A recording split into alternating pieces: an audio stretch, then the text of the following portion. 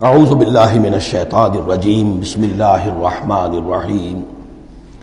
اب ہم پھر آ رہے ہیں مکی جنت میں داخل ہو رہے ہیں۔ یہاں سے اب آخری گروپ شروع ہو رہا ہے۔ آخری منزل تو سورہ قاف سے شروع ہوئی تھی، چھٹا گروپ مکی اور مدنی صورتوں کا یہاں ختم ہو گیا۔ 7 صورتیں، حسین ترین صورتیں قرآن کی، وہ پہلی 7 صورتیں تھیں، سورہ قاف، سورہ ذاریات، سورہ طور، سورہ نجم، سورہ قمر، سورہ رحمان، عروس القرآن، پھر سورہ واقعہ۔ پھر یہ 10 صورتیں آ گئیں، سورہ حدید، سورہ مجادلہ، سورہ حشر، سورہ ممتحنہ، سورہ صف، سورہ جمعہ، سورہ منافقون، سورہ تغابن، سورہ طلاق، سورہ تحریم۔ اب پھر یہ مکی قرآن مجید، یہ آخری گروپ ہے۔ اس میں بھی پہلی 6 صورتیں جو ہیں وہ 3 کے سب گروپس کی شکل میں ہیں۔ سورہ ملک بڑی، جیسے سورہ قاف وہاں تھی اسی مقام پر یہاں سورہ ملک ہے، بہت جامع اس کی تاثیر، اور یہ بہت حضور کو عزیز تھی۔ آپ کی کے معمولات میں سے تھا، رات کو سوتے ہوئے آپ سورہ ملک پڑھا کرتے تھے، اور اس کی آپ نے تلقین کی ہے۔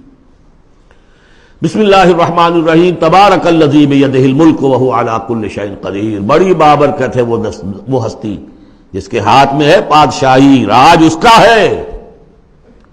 یہ ہے دین کا سیاسی پہلو، پوری کائنات پر اس کا راج چل رہا ہے۔ دنیا میں بغاوت ہے، کیوں ہے؟ وہ اپنے ایمان کے دعوے داروں کا امتحان لینا چاہتا ہے بس، ورنہ سورج، چاند، گیلیکسیز، پوری کائنات اور خود ہمارے جسم کا ایک ایک ذرہ اس کے قانون کا پابند ہے، تابع ہے۔ ہمارا جسم ہمارے اختیار میں کہاں ہے؟ میں تنگ آ جاتا ہوں، 2 دن ہوتے ہیں یہاں سے تو طبیعت خراب ہو جاتی ہے، جب تک کہ وقت لگتا ہے کینچی لے کر بیٹھتا ہوں۔ اگر میں چاہوں کہ یہاں بال نہ آئے، میرا جسم ہے، میرا تو اختیار نہیں، وہ تو آئیں گے۔ تو ہمارا جسم بھی جہاں تک اس کی فزیولوجی کا تعلق ہے، اس کی اناٹومی کا تعلق ہے، یہ سارا اللہ کے قانون کے تابع، میرے تابع تو نہیں۔ میں چاہوں میرا دل ذرا رک جائے، جب چاہوں میں اس کو سٹارٹ کر دوں تو یہ تو نہیں ہوگا، جب بند ہوگا بند ہو جائے گا، میرے اختیار میں نہیں ہے۔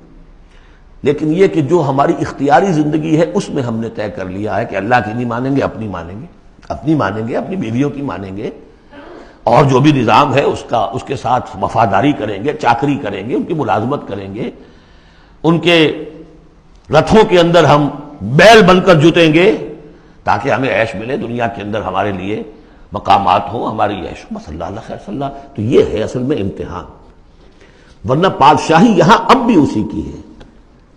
یہ صرف ہلدی کی گانٹھ ہے جسے لے کر ہم پنساری بن کر بیٹھ گئے، میری مرضی، میرا خیال، میرا نظریہ یہ ہے، اور ہمارے نزدیک جو ہے طریقتکم المثلی، ہمارے جو کلچر ہے، مثالی نظام جو ہم نے بنایا ہے، ہمیں اس کی حفاظت کرنی ہے۔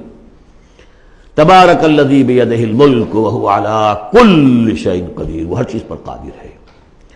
الذی خلق الموت والحیاۃ لیبلوکم ایکم احسن عملا۔ اب دیکھیے، ہم نے حیات انسانی کا جو اب تک سمجھا ہے، جس کو کہ عمر نے، جو کہ بہت بڑا شاعر ہے، اس نے اپنی بیوی سے خطاب کر کے کہا ہے، حیات ثم موت ثم بعث، حدیث و خرافات یا ام عمری۔ یہ کیا ہے؟ زندگی پھر موت پھر زندگی، یہ کیا؟ یہ سب حدیث و خرافات، معاذ اللہ۔ ہم نے بھی دیکھا، پہلے کنتم امواتا فاحیاکم ثم یمیتکم ثم یحییکم ثم الیہ ترجعون۔ یہ وقفے کیوں ڈالے گئے؟ یہ موت کا وقفہ کیوں ڈال کر زندگی کا ایک حصہ نکال دیا علیحدہ؟ 30 40 50 60 سال یہ دنیا کی زندگی، پھر موت کا وقفہ۔ موت ایک زندگی کا وقفہ ہے، یعنی آگے بڑھیں گے دم لے کر۔ کیوں؟ اس کی حکمت بتائی جو ہم پڑھائیں سورہ واقعہ میں، قدرنا بینکم الموت، تمہاری ہی زندگی کا تسلسل ہے جس میں ہم نے ایک وقفہ موت کا ڈال دیا ہے۔ کیوں ڈالا ہے؟ خلق الموت والحیاۃ لیبلوکم ایکم احسن عملا۔ یہ جو چنک علیحدہ کیا ہے، یہ اس لیے کہ تمہاری آزمائش ہو، امتحان ہو، تمہیں جانچا جائے۔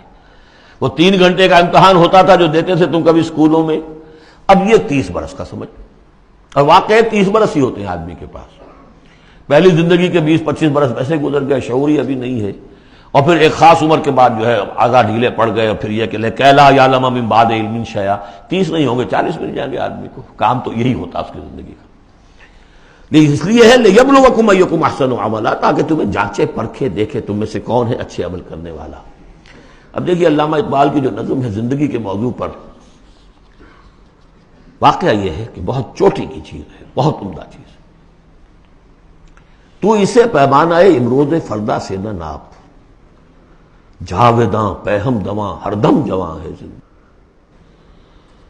قلزم ہستی سے تو ابھرا ہے مانند حباب، جیسے سمندر میں ایک بلبلا سا ہوتا ہے، کتنی زندگی ہوتی ہے بلبلے کی۔ قلزم ہستی سے تو ابھرا ہے مانند حباب، اس زیاں خانے میں تیرا امتحان ہے زندگی۔ خلق الموت والحیات لیبلوکم ایکم احسن عملا، ہے کبھی جاں اور کبھی تسلیم جاں ہے زندگی۔ کبھی زندگی جان سے مترادف ہے، عبارت ہے، کبھی جان دینا اصل زندگی ہے۔ وَلَا تَقُولُوا لِمَنْ يُقْتَلُ فِي سَبِيلِ اللَّهِ أَمْوَاتٌ بَلْ أَحْيَاءٌ وَلَٰكِن لَا تَشْعُرُونَ، ہے کبھی جان اور کبھی تسلیم جان ہے زندگی۔ اصل زندگی جو ہے وہ جان دے دینے سے حاصل ہوگی۔ الذی خلق سبع سماوات طباقا، وہ اللہ جس نے بنائے 7 آسمان ایک دوسرے کے اوپر۔ آیات متشابہات میں سے ہے۔ ما تری فی خلق الرحمن من تفاوت، تم نہیں دیکھ پاؤ گے اللہ کی تخلیق میں کہیں کوئی فرق۔ اتنا محکم نظام ہے، اتنا محکم نظام۔ کیا کسی سائنسدان نے آج تک یہ بھی کہا کہ تخلیق میں یہاں نقص ہے؟ کسی نے کہا؟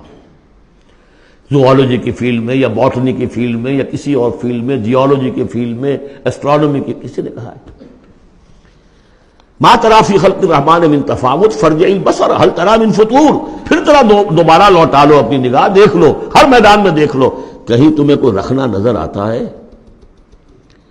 اگر یہ تخلیق کامل ہے تو کامل حقیقت میں کون ہے؟ اس کا خالق، اس کا باری، اس کا مصور، بس یہ نظر نہیں آتا۔ سائنسدان سب کچھ دیکھ رہے ہیں، ڈھونڈنے والا ستاروں کی گزرگاہوں کا اپنے افکار کی دنیا میں سفر کر نہ سکا۔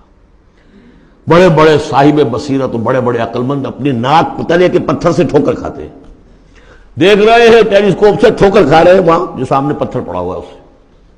یہ ہو رہا ہے آج ہمارے ساتھ۔ سپر جیل کا بسرا کر رہے ہیں، پھر لوٹاؤ ذرا اپنی نگاہ کو 2 مرتبہ اور۔ ینقلب الیک البصر خاسئا وہو حسیر، تمہاری نگاہ تھک ہار کر لوٹ آئے گی، تمہیں ہماری تخلیق میں کہیں کوئی رکھنا، کوئی دراڑ نظر نہیں آئے گی۔ صدق اللہ العظیم۔